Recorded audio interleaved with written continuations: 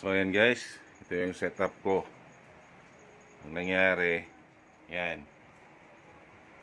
Tingnan nyo yan. Tumutulo. Ngayon, nadali yung aking inverter. Nangyari, dahil tumatawa siya dito sa helmet. Pagtawa sa helmet, yung tilamsik niya napupunta dun sa, kasi dito nakalagay yung inverter ko. Yan, sira. Sira na. Sinubukan ko naman to guys ayusin. Pinalitan ko yung mga MOSFET. Ito lahat. Saka itong apat na power capacitor.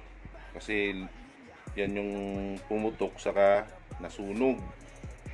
Ngayon, nung pinalitan ko, wala pa rin. Ayaw pa rin gumana. Ayan, di ko alam kung alin parte na dito sa board yung may problema niya. Ayaw ko naman nakalikutin. Medyo mahina pa tayo sa electronics.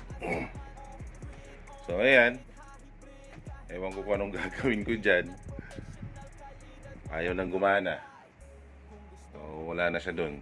Pinatay ko muna lahat ng setup. So ayan guys, for awareness lang to sa inyo, para hindi mangyari sa inyo din ganito. Sayang, nakakalungkot, kaso wala. So ayan guys, nagsisetup ako guys ng solar setup.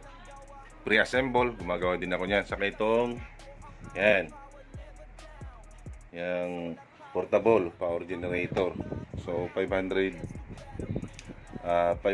watts na na inverter. Tapos 50 each 12 volts na battery. Ayan. Yan siya.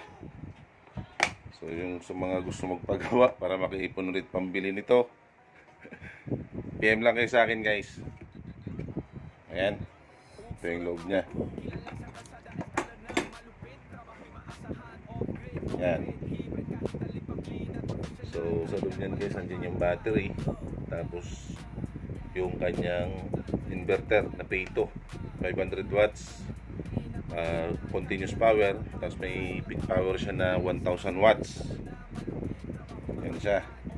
So pwede nyo ito guys i-charge sa solar, pwede rin sa kuryente. Ito yung likod nya. Yan. Ito yung charger nya sa kuryente. Tapos ito naman yung sa sa solar. Ito sa solar ko nakikita. Ito, yan. Pwede mo siya ikabit sa solar. Yan, may USB yan. May AC output. Tapos mga 12 volts pin. Yan. So PM lang kayo guys kung gusto magpagawa. Kasi ito yung ACC nya, yung fan para pag uminit yung inverter sa loob. Ito naman yung temperature sensor nya. So yan guys, shinare ko lang. Sayang talaga. Naku, wala pa tayong pambili. So yun guys, paggawa kayo kung may gusto sa inyo mag pre-assemble, gumagawa tayo niyan guys. PM lang kayo.